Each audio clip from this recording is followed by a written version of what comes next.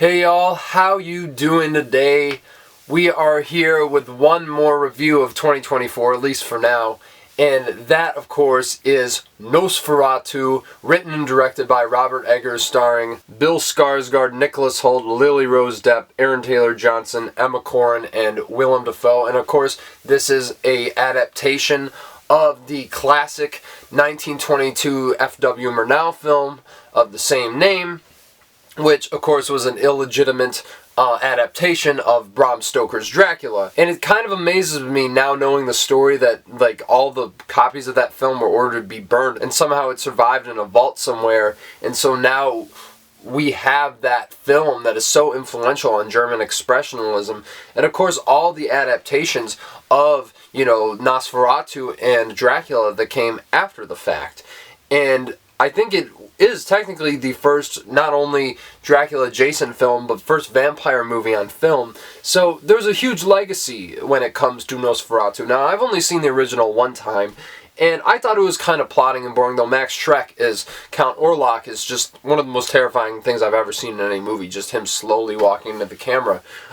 So I'm not particularly as tied to, this property as a lot of other people are throughout history. I don't like the Todd Browning film with Bela Lugosi, even though he's great and iconic in it. I'm not a huge fan of the Werner Herzog one. I like it. I just watched it the other day for the first time. But it's very, very plotting and meandering, though I like where it arrives at the end.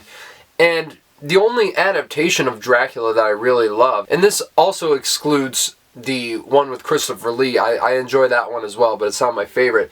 The only one I really love is Bram Stoker's Dracula, the Francis Ford Coppola one from 1992, but even that has a terrible Keanu Reeves performance. And so I don't think there's ever been one adaptation of the story that has, perfectly nailed it from top to bottom.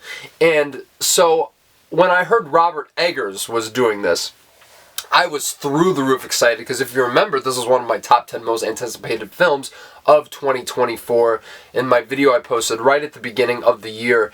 And for good reason, because I really have loved most of Robert Eggers' work, from The Witch to The Lighthouse, which I think is one of the greatest horror films of all time. And also, The Northman, which I reviewed on the channel, I really enjoyed, but it wasn't quite to the same level as those two previous films, even though there's so much to appreciate in that. And I think part of that was a studio thing. He didn't get final cut on the film, so it is what it is. But here he comes again, adapting such a classic story, and someone with his sensibilities for the gothic, the macabre, all these, very overtly psychologically sexual dynamics he has in his movies are perfect for this story, as I think was proven with the Francis Ford Coppola Bram Stoker Dracula back in '92. And so I was really hoping that this would end up being one of the best movies of the year at the very least. And let me tell you guys, it absolutely is. Not only, I think that this is probably Eggers' best film after The Lighthouse, but I think that this is the best, Dracula Nosferatu adaptation ever, and I think it's the best vampire film, hands down, in the history of cinema. And I know it's like, oh, it just came out, how can you say this? Look, I feel pretty good when I come out of something. I feel like I have a pretty solid understanding of it. Now, I will see this again, obviously, but I know for a fact that, as I said, I'm not necessarily tied to a lot of those previous adaptations in a way that I am to this one. I think, first and foremost, the filmmaking here is unbelievably exceptional. And the thing that is so great in particular about Eggers' direction is the masterful blocking. I kind of compare this to Conclave, which of course is one of my favorite movies of 2024, and the way Eggers moves the camera around the space and all these, a lot of times candlelit rooms with this beautiful period detail around it. He really understands how to utilize that space and portray, the dynamics that these characters are having emotionally, but also just how to make the film visually engaging. And I think that's what I lacked from a lot of these other adaptations. I think that's why the Francis Ford Coppola one works so well, because it's just some of the most, bold and beautiful direction you'll ever see. And I think this one even, ups the ante from that, because every single shot is just so carefully crafted and fluid. It is unbelievable what they do from a cinematic standpoint. And some of the images in this movie, I will never forget.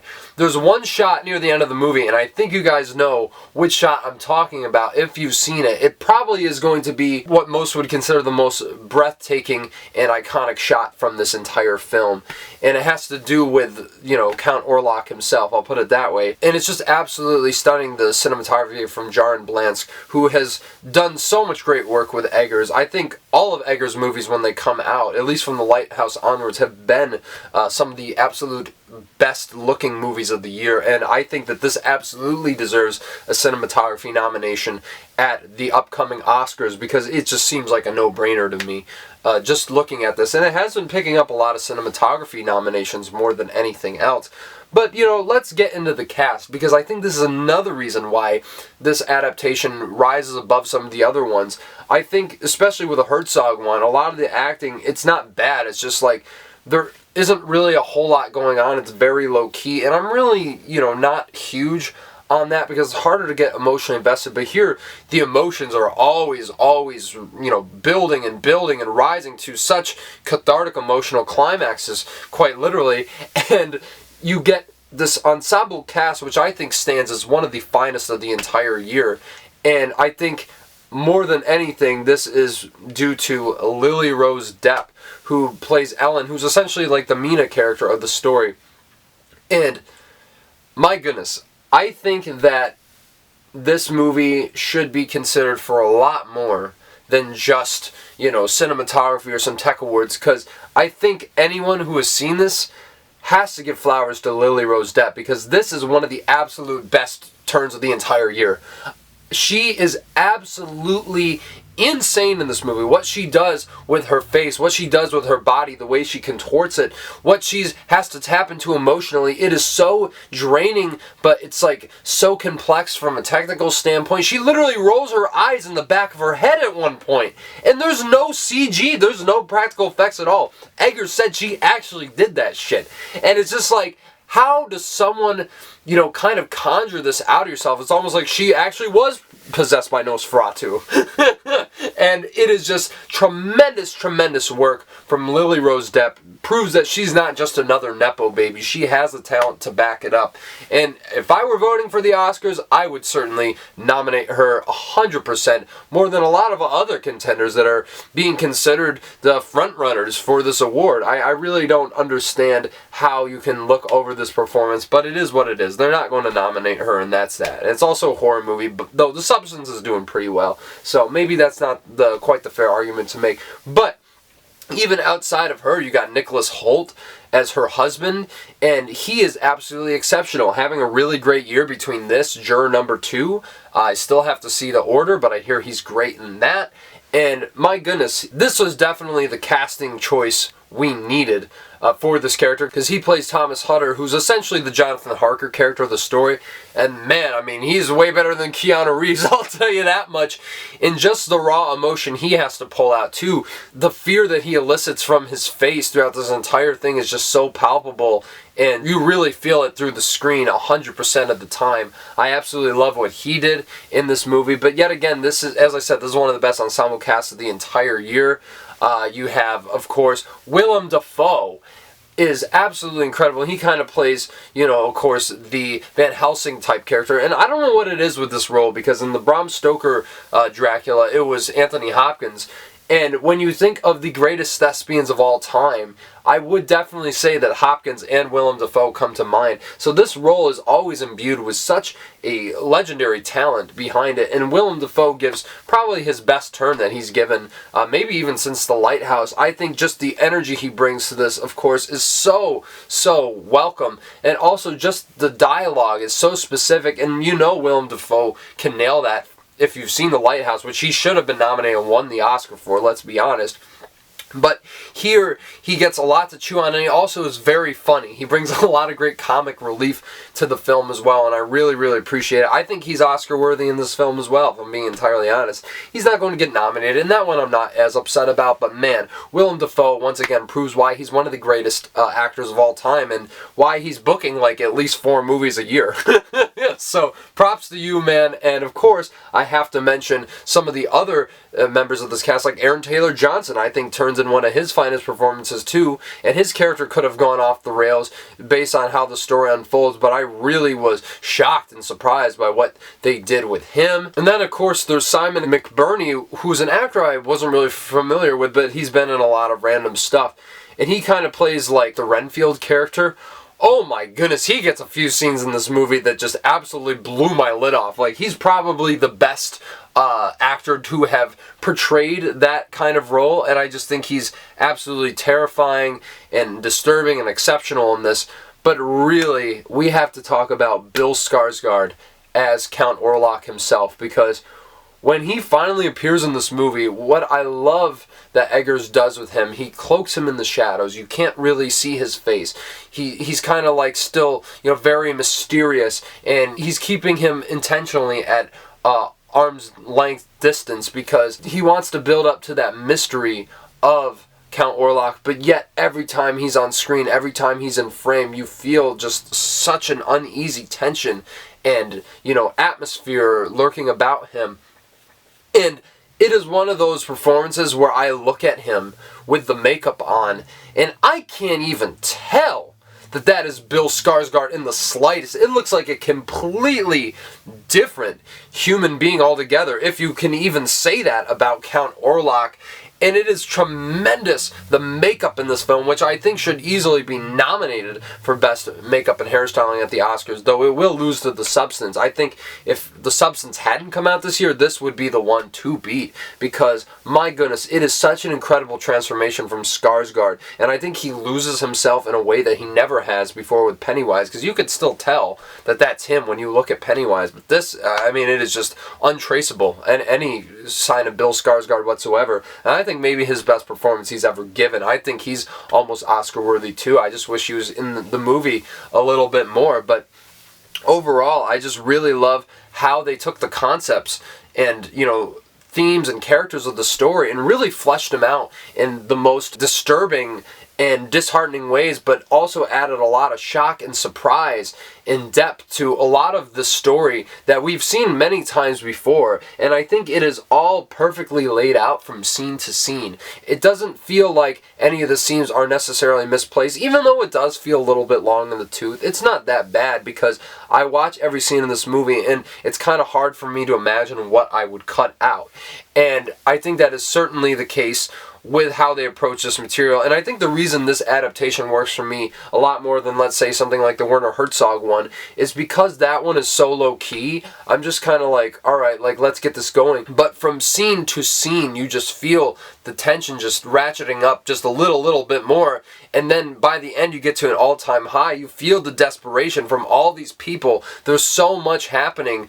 There's so much emotion and melodrama on the screen. And I don't mean that as a criticism at all. I honestly think it's to this movie's benefit, because you feel the terror that Count Orlok is, putting on these people, especially with the plague and everything. It is done so well that you really do feel everything that this story was going for, and I think it is the best executed from a story standpoint. And my goodness, this movie is horny as hell. And not necessarily like in a sexy way. I mean, this is disturbing. But honestly, it was exactly what I wanted from a Robert Eggers adaptation of Nosferatu. Yeah, it might not be as sexual as the Coppola one, but even so, it does exactly what it needs to do to succeed in that regard, and it is impactful. It leads to some of the biggest, gasp of the entire year. I mean, this movie definitely effectively uses the jump scare in ways that I was not expecting. There were a couple times where even I was like, oh shit, it really made me jump out of my seat. Especially the opening hook to this movie is absolutely incredible. But this really is the best adaptation of the story beat for beat. The performances are spectacular all across the board. The direction is some of the best you'll see in any film this year, and I just think that this is just such a perfectly crafted film. If I had any criticisms with it, they're very minuscule. Like I said, it does feel a little bit long, and also there's like one scene where Lily Rose Depp's character kind of explains something to the audience, and it just felt like a little expository, and I guess you could say there is quite a bit of exposition, but I think under the circumstances and what this story is, that's understandable, because there's a lot that has to be kind of doled out. And yeah, I think that this is absolutely one of his best films, one of the best films of the year, and I think he is the true master of horror, even more so than Ari Aster or Jordan Peele, because I don't think either two of those filmmakers have been anywhere near as consistent as Robert Eggers, and he's got 4 movies under his belt, and he doesn't have a weak one in his catalog yet. So I'm going to give Nosferatu a 9.5 out of 10. This is one of those movies that did not disappoint, and I am so glad that we finally got to see it after all this time, and that it absolutely lived up to the hype. I cannot wait to see it again later this week, because I definitely feel like, yet again, we've gone over 10, 9.5 star ratings this year, so it's kind of crazy to me that we've even reached that point. This has been such a tremendous year for film, and I definitely think that this has a very good shot at cracking my top 10 list. But yeah, guys, let me know what you thought about Nosferatu. Is this your least favorite adaptation? And honestly, why? Because this is one of those movies, I get maybe it's not everyone's cup of tea, but compared to the other ones, I don't even think it's close. But, let me know what you think down in the comments regardless, and please smash the like button, subscribe to the channel if you want to hear more movie reviews like this going into 2025. There's going to be so much to discuss, even still some movies from 2024 that we'll have to crack into. And I just want to thank you guys for sticking with me this entire year.